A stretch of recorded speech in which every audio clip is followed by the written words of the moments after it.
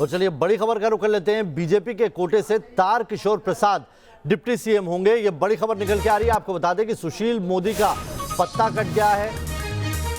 पूर्व deputy CM Sushil Modi को इस बार नहीं चुना गया, उनकी जगह अब जो नाम निकल के आया है वो तारकिशोर प्रसाद का नाम है। हालांकि गृह मंत्री भी बीजेपी अपने पास रखना चाहती है, गृह मंत्रालय भी बीजेपी अपने पास रखना चाहती है।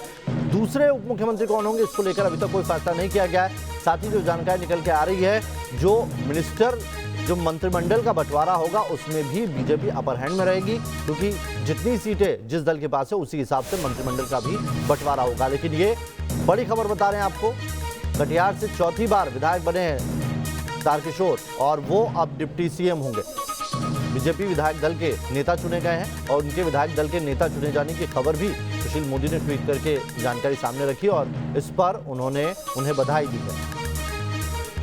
हालांकि क्या इसको लेकर सुशील मोदी खफा हैं, नाराज हैं, ऐसी जानकारियां सूत्रों के हवाले से अभी आएंगी सामने। लेकिन बता दें आपको कि तारकिशोर प्रसाद अब डिप्टी सीएम होंगे।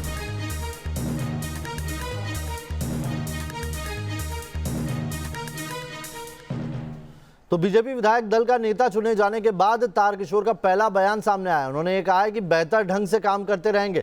डिप्टी सीएम बनने के सवाल पर फिलहाल वो कुछ नहीं बोले।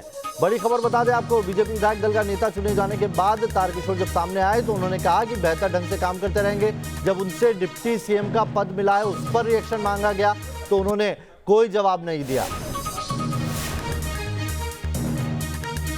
क्या कहेंगे सर, आपको विधानमंडल दल का नेता चुना गया? देखिए, एक इस कार्यकाल में विधायक दल के नेता के रूप में एक बड़ा दायित्व मिला है और उस दायित्व का निर्वहन हम बेहतर ढंग से करेंगे। जो संसदीय मेरा अनुभव रहा है उसका लाभ मिलेगा और फिर जो दल और हमारे जो नेता हैं उनके साथ बेहतर ढंग से काम करेंगे। अभी तक जो रहा है कि जो विधानमंडल के नेता रहते हैं वही उप मुख्यमंत्री भी बनते हैं, तो हाँ। लोग आपके नाम भी ले रहे हैं, तो क्या विधानमंडल वो अभी हम उस पर कोई टिप्पणी नहीं कर सकते हैं। सर ये भी कहा जा रहा है कि जी हाँ बताएं। दो बीजेपी के दो उप मुख्यमंत्री बनने जा रहे हैं। देखिए, ये दल विमर्श कर रही है, दल का जो भी निर्देश होगा उसका हम दो पे बात चल रही है कि बीजेपी के दो, उस पर हम कोई टिप्पणी नहीं कर सकते। वो आला कमान उसको देख रहे हैं, फिर मेरे पास विषय आएगा तो उसको देखें। तो चलिए एक और बड़ी खबर आ रही है जिसका जिक्र मैं अभी कर रहा था। सुशील मोदी का ट्वीट के जरिए दर्द छलका है।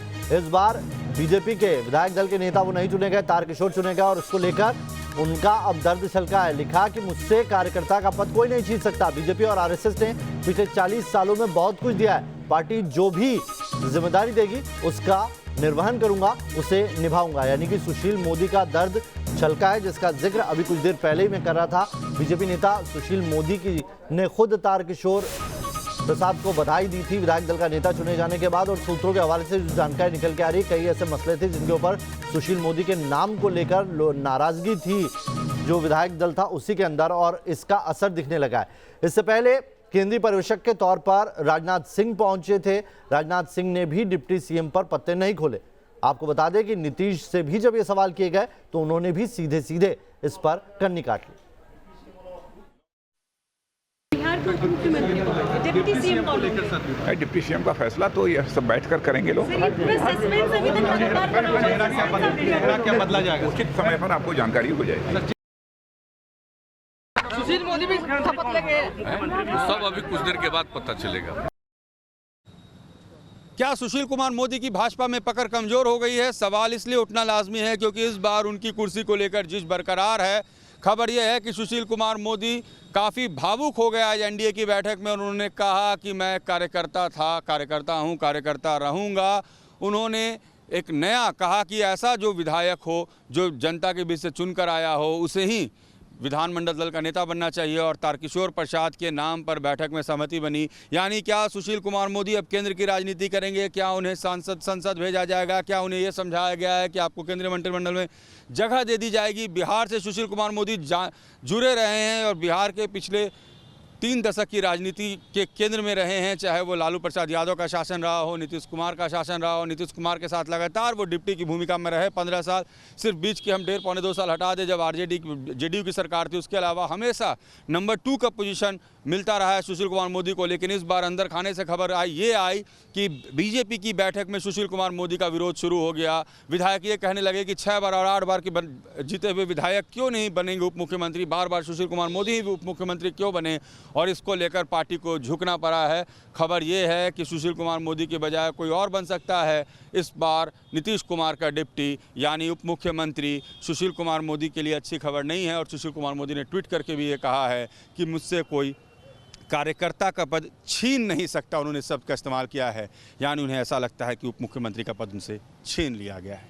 वीडियो जर्नलिस्ट सत्येंद्र के साथ रजनीश सिन्हा, न्यूज़ नेशन, पटना।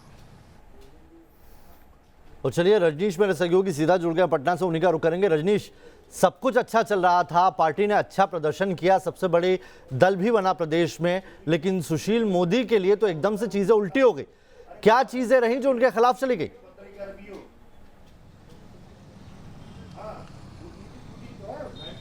जी देखिए, उनकी नीतीश कुमार से निकटता, ऐसा लगता है कि उनके लिए सबसे ज़्यादा उनके खिलाफ वो बातें चली गई, क्योंकि पिछले 15 साल में देखा गया कि नीतीश कुमार के सबसे करीबी रहे सुशील कुमार मोदी। भाजपा में रहते हुए भी सुशील कुमार मोदी बहुत बार नीतीश कुमार के साथ देखे जाते थे। बहुत बार ऐसे कई मतभेद भाजपा और जदयू के बीच में हुए जहां पर नीतीश कुमार के पक्ष के साथ सुशील कुमार मोदी खड़े दिखे। और इस बार बीजेपी को ये लगने लगा कि जब हमें ज़्यादा सीटें आई है और नीतीश कुमार को बहुत कम सीटें आई, नीतीश कुमार कमज़ोर हो गए हैं, ऐसे में भाजपा को फ्रंट फुट पर खेलना है। इस सरकार में भाजपा को अपनी पकड़ बना के रखनी है, तमाम मंत्रालयों पर पकड़ बना के रखनी है। अमूमन ऐसा होता था कि बीजेपी कोटे से मंत्री होते थे और उनके प्रधान सचिव बदल दिए जाते थे, उन्हें पता भी नहीं होता था। अगले दिन हम लोग जब सवाल करते थे मंत्री को, तब उन्हें पता चलता था कि उनके सचिव बदल दिए गए हैं। तो ये सब कुछ मुख्यमंत्री आवास से हो जाता था। लेकिन चूंकि नीतीश कुमार खुद कह रहे हैं कि मैं मुख्यमंत्री बनना नहीं चाहता था, बीजेपी के दबाव में बना हूं, नीतीश कुमार के पास सीटें कम है और बीजेपी ये चाहती है कि ऐसा चेहरा हो जो सीधे सीधे लड़ाई में हो, न सिर्फ विपक्ष के साथ बल्कि सहयोगी दलों के साथ भी। सुशील मोदी को किस चीज का खमियाजा भुगतना पड़ा है?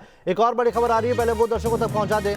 बिहार में मंत्री पद के बंटवारे को लेकर यह बड़ी खबर है, जहां पर जेडीयू कोटे से 12 से 14 मंत्री बनेंगे, सूत्रों के हवाले से जानकारी। लेकिन बीजेपी कोटे से 18 से 20 मंत्री होंगे। रजनीश, बीजेपी अपर हैंड में रहेगी मंत्रिमंडल में भी?